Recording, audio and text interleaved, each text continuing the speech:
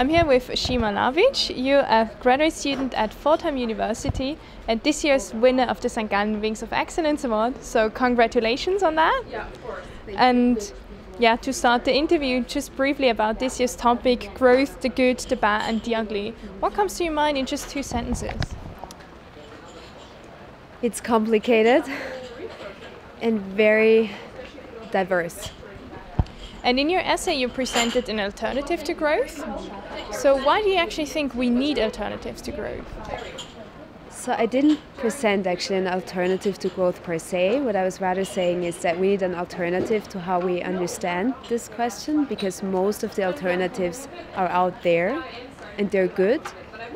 But I want to question the framework in which those alternatives can actually emerge. So if you want more of an alternative approach to the whole topic on alternatives to growth, but not per se an alternative to the concept of growth. And you criticize the concept of growth, that it has become to achieve the ultimate sine qua non status within both politics and business nowadays. Do you think that in such a context, alternatives or an alternative approach to growth actually has a chance? Yes, I think it has a chance, but we really need to think and work how we give this alternative a chance. I think growth is just heavily generalized and talked and understood without context. Context in the sense of, are we talking of poor regions, richer regions? How do we evaluate growth in terms of well-being? Does it benefit the most citizen, or who does it benefit? So I think, yes, we can introduce a shift, but it's very difficult.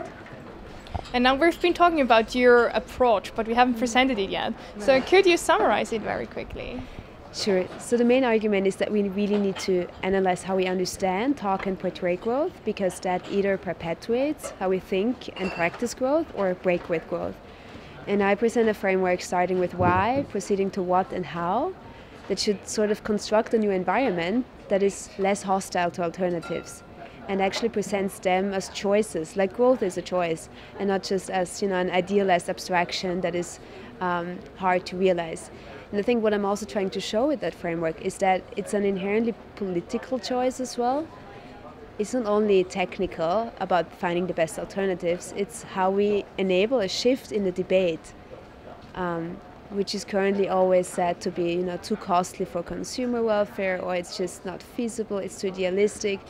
So I think this framework should really help or provide a thinking space of how we can create an environment that is more friendly towards alternatives. And so you mentioned politics. So how is politics influencing the growth discussion nowadays? So I think human beings, are shaped by stories, what we hear every day on TV, in public, and I think politicians and policymakers are part of that. First, in how they talk about growth, and second, whether they make growth publicly the only priority, or whether they differentiate and say growth is, has different components, education, health, etc. And you can imagine it in this way. If you hear something every day, you start believing that this is the only way.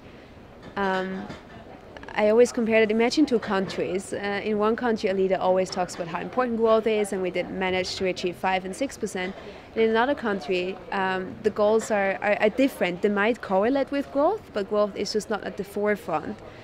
And then if those 2 citizens would meet, they would have a very different understanding of the importance of growth, whether it's the only thing, and also maybe place growth in a more, understand it as a normative concept.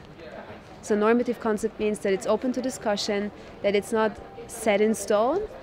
And I think this would be my main answer. Yeah. So you say that if we speak about growth differently, we also need to measure it differently. Yeah, right. How would you measure it then?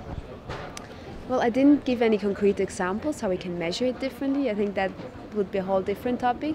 Why I think measurement is so important, because measurement informs policy making.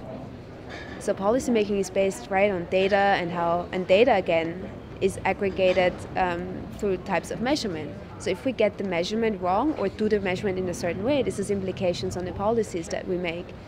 So for example, if we measure growth, the classic example is Bhutan, by happiness, then it would also have different implications if we say, okay, happiness on that level or on that level. If it's too low, we have to do something to increase happiness. But if the standard of measurement is just increases in GDP, then you have different policy implications from that. So this is, I think, what I mean with developing a language, metaphorically, that measurement is part of that language.